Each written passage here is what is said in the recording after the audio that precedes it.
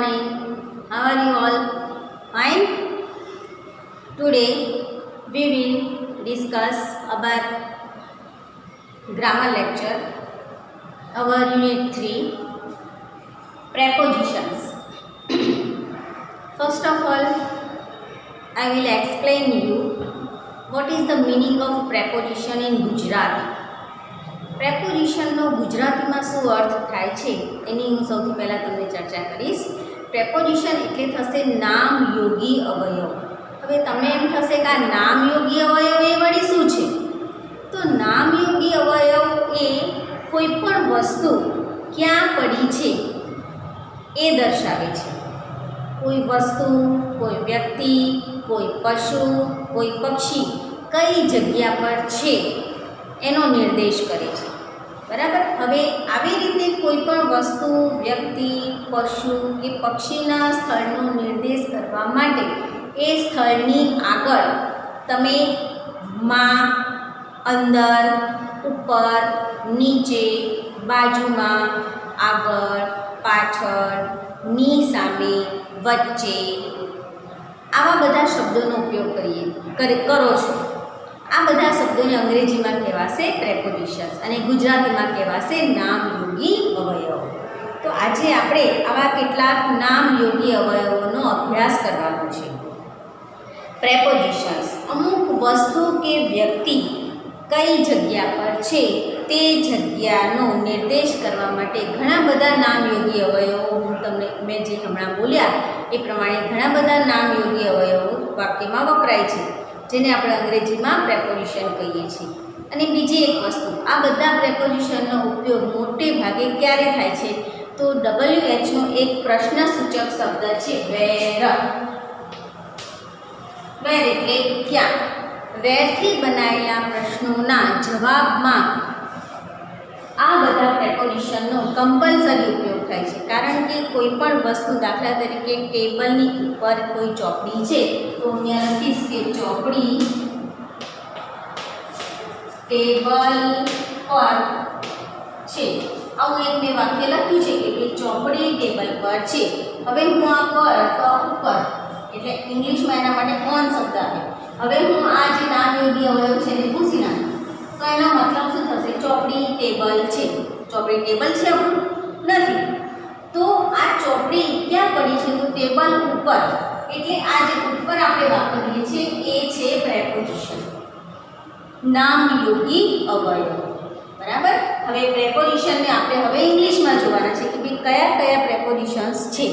તો હમણાં હું બોલી ઘણા બધા છે. દાખલા તરીકે ઇન ગુજરાતીમાં બોલી, હવે ફરી એને ઇંગ્લિશમાં કહું છું. ઇન એટલે ઉપર, ઇન એટલે અંદર અથવા માં, ઓન એટલે ઉપર, અંડર એટલે નીચે, નિયર એટલે પાસે, બિટવીન એટલે બે વસ્તુની વચ્ચે, બિસાઇડ એટલે બાજુમાં, નેક્સ્ટ ટુ એટલે પણ બાજુમાં થાય, ઇન ફ્રન્ટ ઓફ એટલે ની આગળ, ઓપોઝિટ એટલે ની સામે, વિરોધી દિશામાં. બરાબર. એક્રોસ એટલે પેલે પાર. આવા બધા ઘણા બધા પ્રેપોઝિશન્સ છે.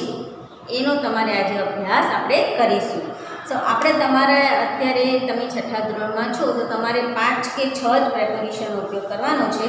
એની આપણે સૌથી પહેલાં ચર્ચા કરી લઈએ. સૌથી પહેલું પ્રેપોઝિશન આપણે જોઈશું ઇન. ઇન એટલે અંદર અથવા માં. કોઈ વસ્તુ, કોઈ વ્યક્તિ, કોઈ પ્રાણી કે કોઈ પક્ષી બીજી કોઈ વસ્તુ, વ્યક્તિ, પ્રાણી કે પક્ષીની અથવા તો કોઈ જગ્યાની અંદર છે એવું દર્શાવવું છે ત્યારે આ વાક્યમાં આપણે ઇન પ્રેપોઝિશનનો ઉપયોગ કરીએ છીએ. હવે દાખલા તરીકે એક વાક્ય હું લખું છું. A boy is in the class. એનો મતલબ છે કે છોકરો ક્લાસની અંદર છે. બરાબર. હવે તમને એમ થાય કે ભાઈ આમાં તો બે જણા છે, છોકરો અને ક્લાસ. તો સૌથી પહેલો કયો શબ્દ લખવાનો? તો એટલું યાદ રાખવાનું મિત્રો કે જે વસ્તુ અંદર છે, અંદર ઇન એટલે અંદર, જે વસ્તુ અંદર છે એ પહેલાં લખવાની અને જેની અંદર છે એ વસ્તુ પાછળ લખવાની. બરાબર સમજો. જે વસ્તુ અંદર છે એ પહેલાં લખવાની, પછી ક્રિયાપદ, પછી પ્રેપોઝિશન, પછી આર્ટિકલ ધ અને પછી જેની અંદર છે એ પાછળ લખવાની છે. બરાબર. બીજું એક ઉદાહરણ જોઈએ.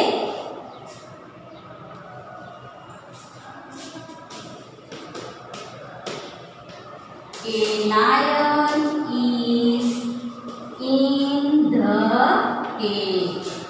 Cage એટલે પિંજરું. સિંહ પિંજરાની અંદર છે. કોણ અંદર છે? તો સિંહ. કોની અંદર છે? તો પિંજરું. કોણથી પ્રશ્ન પૂછી અને જે જવાબ મળે એને પહેલું લખવાનું, અને કોની અંદર છે એવું પૂછી અને જે જવાબ મળે એ વસ્તુ આપણે પાછળ લખવાની. બરાબર. આ તો મેં ચલો આ વ્યક્તિ થઈ, આ પશુ થઈ, એક વસ્તુનું આપણે ઉદાહરણ જોઈ લઈએ.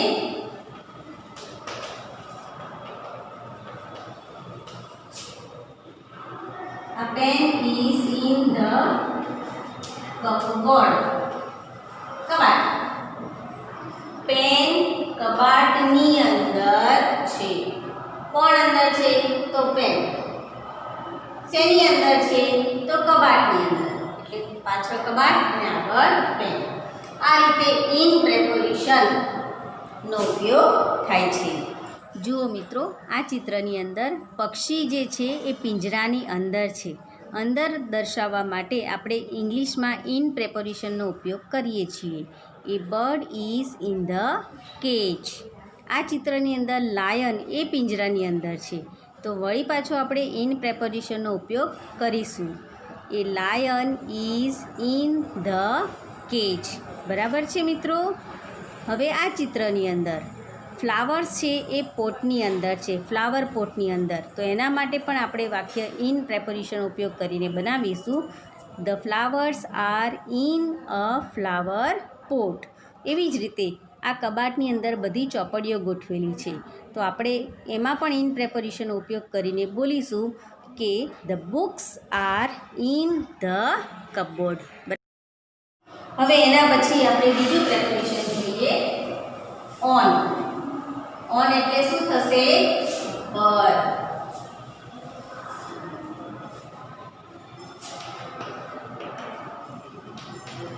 ઓન એટલે ઉપર વા પર. બે શબ્દો છે. ઓનની સાથે તમને ખાલી થોડું બહુ ડિટેલમાં નહીં સમજાવું. ઓવર. ઓવર એટલે પણ ઉપર જ થાય. બરાબર. પણ આ બંનેમાં શું ફેર છે? ઓન એટલે પણ ઉપર, ઓવર એટલે પણ ઉપર. તો આ બંનેમાં કંઈક તો ફેર હોય ને. તો શું ફેર છે આપણે સમજી લઈએ. ઓન એટલે એક વસ્તુ બીજી વસ્તુને અડીને ઉપર છે. દાખલા તરીકે મારો રાઈટ હેન્ડ, બરાબર, અને આ લેફ્ટ હેન્ડ. તો my left hand is on my right hand. મારો ડાબો હાથ મારા જમણા હાથની ઉપર છે. આ અડીને ઉપર છે. Now my left hand is over my right hand. હવે તમે સમજી ગયા કે ઓવરનો મતલબ શું થાય. ઓવરનો મતલબ અડ્યા વગર ઉપર. ઓન એટલે અડીને ઉપર, ઓવર એટલે અડ્યા વગર ઉપર. For example, fan. Fan is over my head. પંખો મારા માથાની ઉપર છે, પણ ઓવર મેં કીધું છે એટલે એનો મતલબ કે અડ્યા વગર ઉપર છે. બરાબર. આવી રીતે ઓન અને ઓવર બંનેનો ઉપયોગ થશે. એના બીજા ઉદાહરણ જોઈ લઈએ. કોઈ આમાં પણ એ જ નિયમ લાગુ પડે છે કે બે વસ્તુમાં કઈ પહેલાં લખવાની? તો જે વસ્તુ ઉપર છે એ પહેલાં લખવાની, અને જે વસ્તુ નીચે છે એ પાછળ. જેની નીચે છે એ પાછળ લખવાની. જે વસ્તુ ઉપર છે એ પહેલાં લખવાની, અને જેની નીચે છે એ તમારે એને પછી લખવાની છે. દાખલા તરીકે a parrot is on the tree. A parrot is on the tree. પોપટ એ ઝાડ ઉપર છે. બરાબર. એવી જ રીતે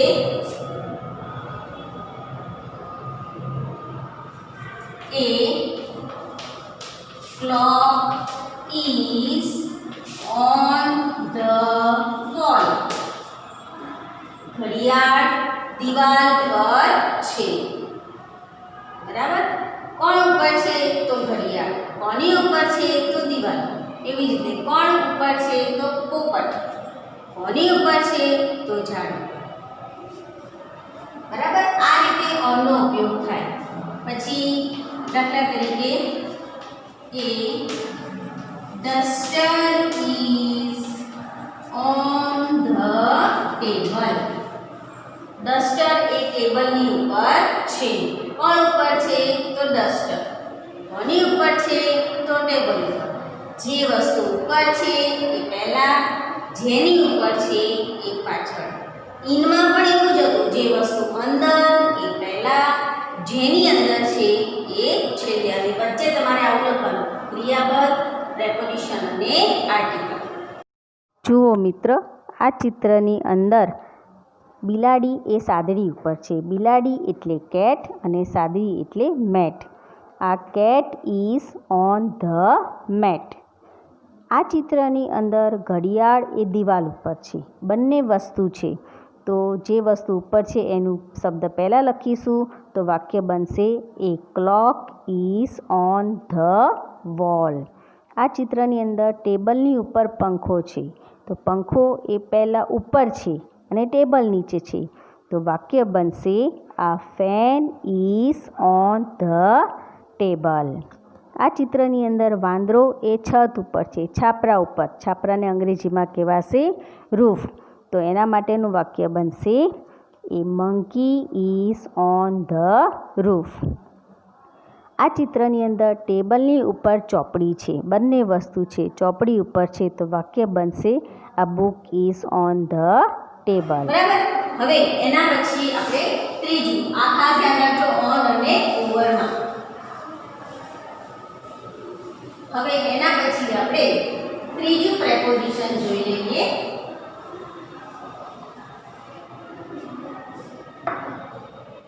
ત્રીજું પ્રેપોઝિશન છે અંડર.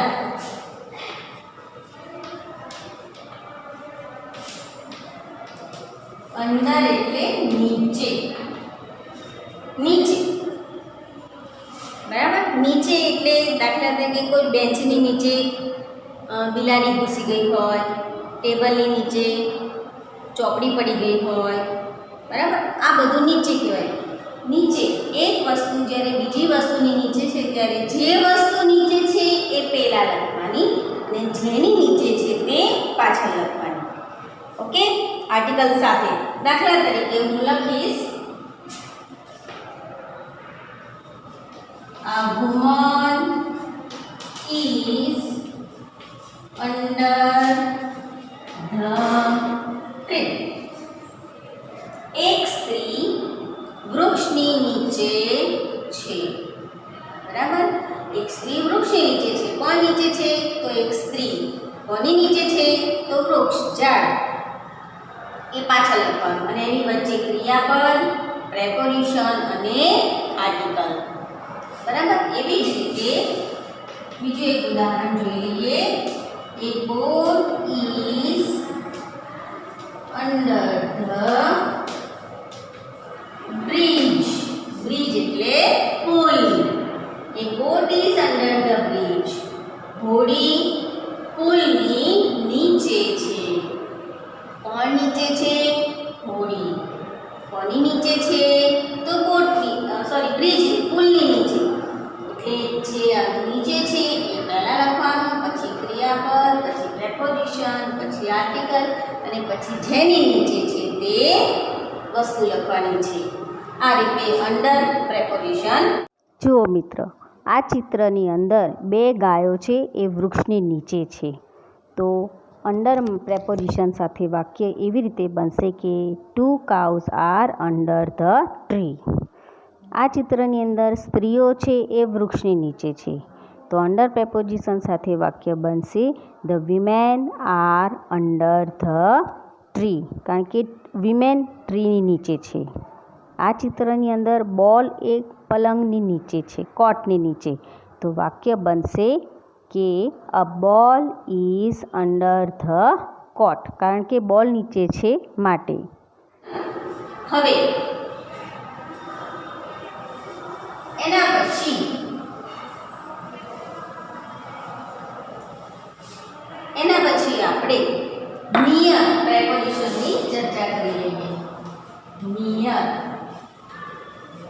નિયર એટલે પાસે, નજીક. જે વસ્તુ બીજી વસ્તુની નજીક છે એ વસ્તુ પહેલા લખવાની. નજીક એટલે થોડાક વિસ્તારમાં, એકદમ અડીને નહીં. અડીને હોય તો નેક્સ્ટ ટુ, બરાબર. પણ મારી થોડીક જ દૂર પણ નહીં અને બહુ નજીકમાં અડીને પણ નહીં, થોડીક જ પાસે, મારી આસપાસની બધી વસ્તુમાં એ નિયર કહેવાય, બરાબર. એના માટે એક્ઝામ્પલ જોઈ લઈએ. દાખલા તરીકે a scooter is near my house. A scooter is near my house. Scooter મારા ઘરની પાસે છે.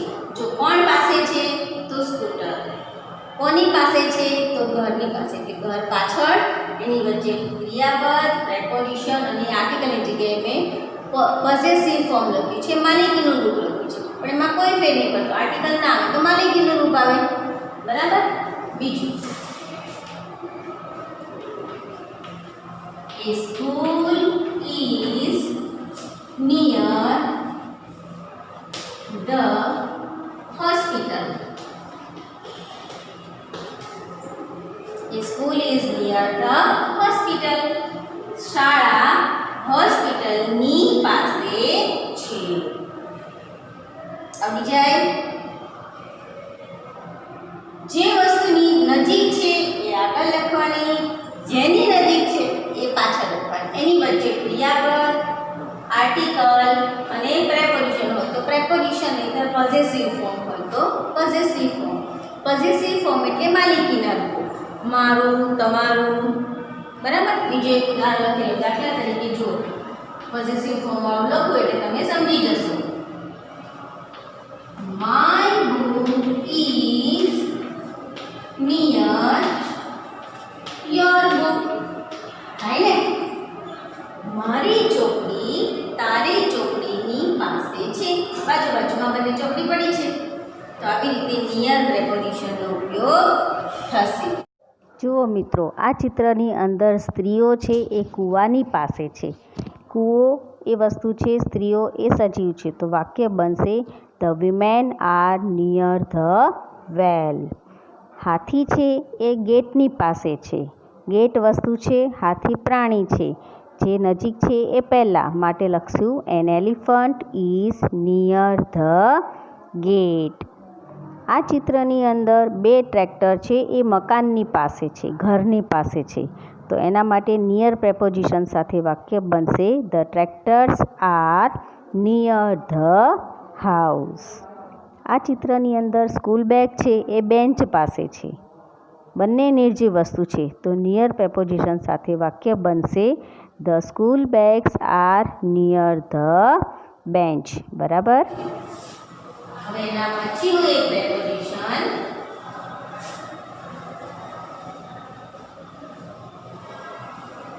એના પછીનું પ્રેપોઝિશન છે between.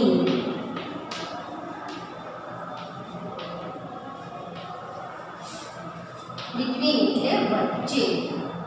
કોઈ વસ્તુ બીજી બે કોઈ વસ્તુની વચ્ચે અથવા કોઈ વ્યક્તિ બીજી બે વ્યક્તિની વચ્ચે હોય ત્યારે between પ્રેપોઝિશનનો આપણે ઉપયોગ કરીશું.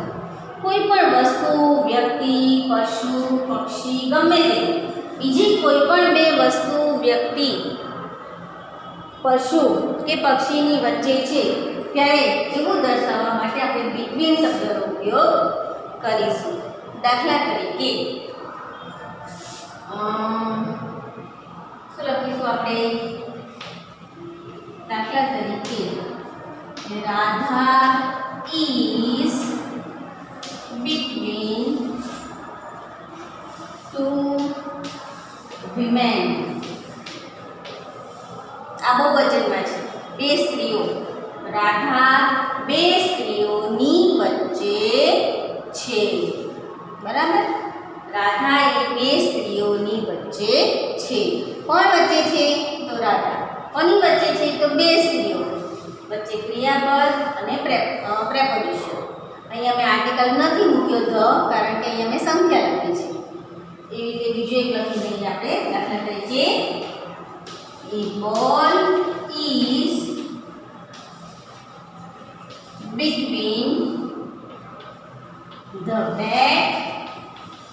And stump.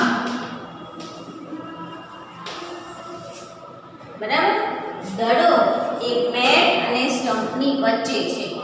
સ્ટમ્પ અહીંયા હોય, બેટ અહીંયા છે, વચ્ચે દડો. એટલે બેટ બોલિંગ થઈ ગઈ છે, બેટિંગ બી થઈ ગઈ છે, પણ બેટિંગ કરી ત્યારે બોલ છે એ બેટને અડ્યો નથી અને એમને સ્ટમ્પની વચ્ચે જઈને પડી ગયો નીચે જમીન ઉપર. તો એવું કેવું પડ્યું, એટલે કે બોલ એ બેટ અને સ્ટમ્પની વચ્ચે છે. બરાબર. કોણ છે વચ્ચે? તો બોલ. કોની વચ્ચે છે? તો બેટ અને સ્ટમ્પ. એટલે આ રીતે વાક્ય બિટવીનના બની જશે.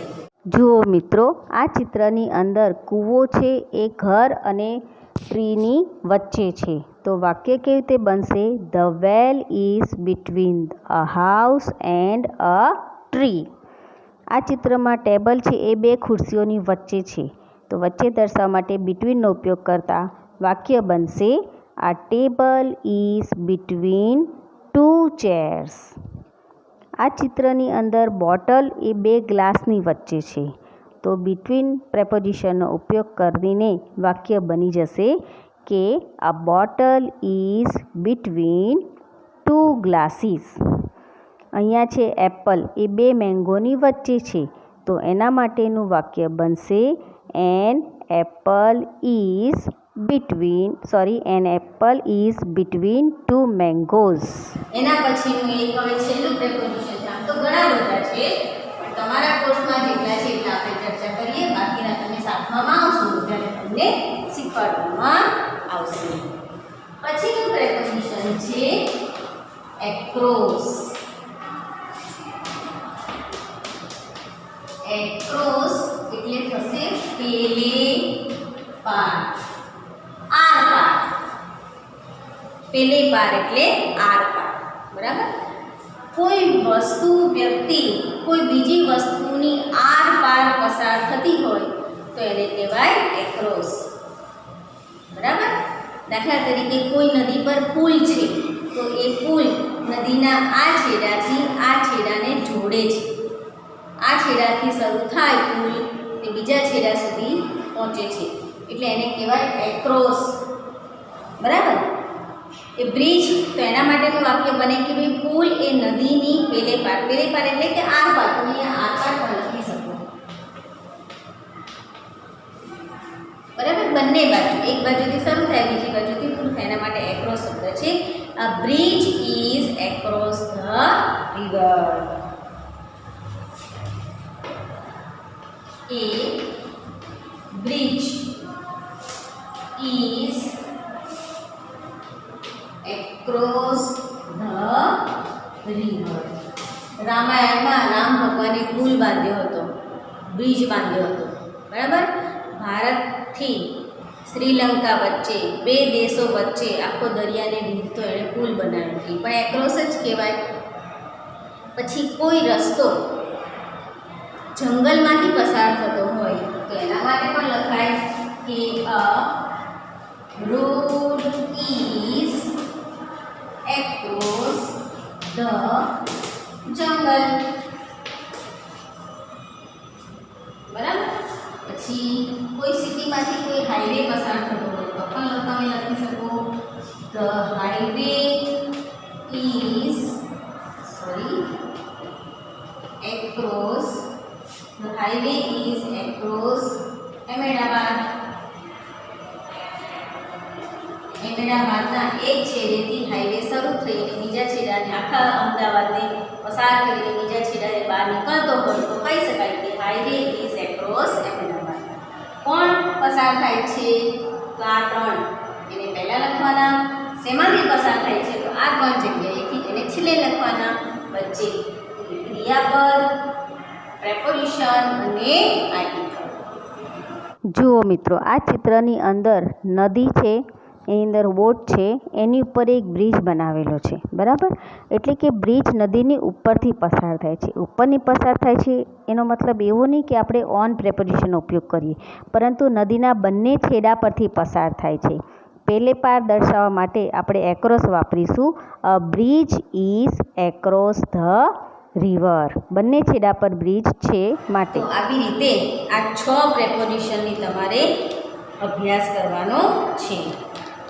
આ 6 પ્રેપોઝિશન પૂરા થયા એના માટેની જે નોંધ મારે તમને આપવાની છે તે હું તમને ફોટા પાડીને મોકલી આપીશ. એટલે એને તમારે તમારી નોટમાં લખી નાખવાનું. અને એક્સરસાઇઝ પણ જે કંઈ છે એ બધા હું ફોટા પાડીને મોકલું એટલે તમારે એને નોટમાં લખી નાખવાની છે.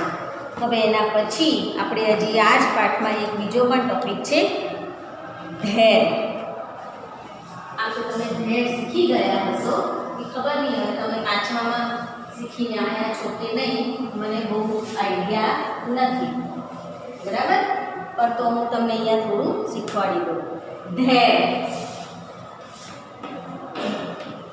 આમ તો ધૈર્ય એટલે થાય ત્યાં, દૂરની વસ્તુ દર્શાવવા માટે ધૈર્યનો ઉપયોગ કરીએ છીએ. પણ જ્યારે વાક્યની શરૂઆતમાં ધૈર્ય આવે ત્યારે એનો કોઈ ઉપયોગ થાય નહીં. એને ફક્ત વાક્યની શરૂઆત કરવા માટે જ વાપરવામાં આવે છે. એનો કોઈ ગુજરાતી અર્થ થતું નથી. આની પછી તમારે એક વચનનું ક્રિયાપદ વર્તમાનકાળમાં ઇઝ અને ભૂતકાળમાં વોઝનો ઉપયોગ થાય એક વચનમાં. પછી વર્તમાનકાળમાં બહુવચનમાં આર અને ભૂતકાળમાં બહુવચનમાં વેરનો ઉપયોગ થાય, બરાબર? હવે આને કેવી રીતે આપણે વાક્યમાં વાપરવાનું છે એ હું તમને સમજાવી દઉં. આમ તો તમે આ પ્રેપોઝિશન આજે અત્યારે વાક્ય તમે શીખ્યા છો. દાખલા તરીકે હું એક વાક્ય લખું, the bird is in the cage. આ મેં પ્રેપોઝિશનનું વાક્ય લખ્યું. પક્ષી ક્યાં છે? તો પિંજરાની અંદર છે. પક્ષી પિંજરાની અંદર છે, બરાબર? હવે આ વાક્યમાં મારે ધૈર્યનો ઉપયોગ કરવો છે. કૌંસમાં તમે પરીક્ષામાં આવું વાક્ય આપે અને કૌંસમાં લખે કે આ વાક્યમાં ધૈર્યનો ઉપયોગ કરો તો બહુ સહેલું છે. તમારે સૌથી પહેલાં તો ધૈર્ય લખવાનું. પછી જોવાનું વાક્યમાં કયું ક્રિયાપદ છે, ઇઝ લખો. Is, there is. હવે આ બર્ડ આવે, બરાબર? તો ધેર ઇઝ, હવે અહીંયા ભલે ધ બર્ડ લખ્યું છે પણ અહીંયા આપણે આર્ટિકલ તરીકે એ મૂકવાનું છે. There is a bird in the cage. બંને વાક્યનો મતલબ એક જ સરખો છે કે પક્ષી જે છે એ પિંજરાની અંદર છે. આમાં એવું જ કીધું છે કે પક્ષી પિંજરાની અંદર છે. તો બંનેમાં ફેર શું? એ ફેર સમજવા માટે તમને નાની અમથી વાત કહું. દાખલા તરીકે તમે દિવાળી આવી છે, આપણે દિવાળીમાં બધાના ઘરે બેસવા જઈએ છીએ. તો દિવાળીમાં બેસવા જવા માટે આપણે કેવા તૈયાર થઈને જઈએ એ થોડી મનમાં કલ્પના કરી લો. અને એના પછી કુટુંબમાં કોઈના ત્યાં લગ્ન હોય તો લગ્ન એટેન્ડ કરવા જાઓ, લગ્નમાં હાજરી આપવા જાઓ, રિસેપ્શનમાં જાઓ તો તમે કેવા તૈયાર થઈને જાઓ એટલો જ ફેર આ બંને વાક્યમાં છે. કહેવાનો ભાવ કે આ સાદું વાક્ય છે. આપણે દિવાળીમાં કોઈના ઘરે બેસવા જઈએ તો ઠીક છે, નવા કપડાં લીધા હોય એ પહેરી લઈએ અને થોડાક તૈયાર થઈને જઈએ, બરાબર? આ એ વાક્ય છે. અને લગ્નમાં જઈએ ત્યારે આપણે આખા અલગ જ લાગીએ. મેકઅપ કરીએ, ભારે કપડાં પહેરીએ, આઈબ્રો સેટિંગ બધું કરીએ, આખા મોઢાનું મેકઅપ કરીએ અને અપ ટુ ડેટ તૈયાર થઈ સ્પ્રે બે છાંટીએ અને પછી જઈએ. તો આ એ વાક્ય છે, બરાબર? આ વાક્યમાં કોઈ ફેર નથી, બેમાંથી એક પણ ખોટું નથી, પણ આ અલંકૃત કરેલું છે, અલંકારોથી શણગારેલું છે. અ bird is in the cage, એના કરતાં તમને બોલું કે there is a bird in the cage. તો તમારી બોલવાની સ્ટાઇલ પણ બદલાઈ જાય અને તમારો પ્રભાવ પણ અલગ પડે કે આ સારું અંગ્રેજી આવે છે. એટલે આ અલંકૃત શણગારાયેલું વાક્ય છે. ખોટું નથી, આ ખોટું નથી, આ ખોટું નથી. આ સારું છે, આ થોડું વધારે સારું છે, બરાબર? ચલો હવે બીજું એક ઉદાહરણ જોઈ લઈએ. દાખલા તરીકે a book was on the table. ચોપડી ટેબલ પર છે. આમાં મારે ધેર વાપરવું છે. ધેર ક્રિયાપદ આપ્યું છે was, વસ્તુ આપી છે એ બુક અને જગ્યા આપી છે ઓન ધ ટેબલ.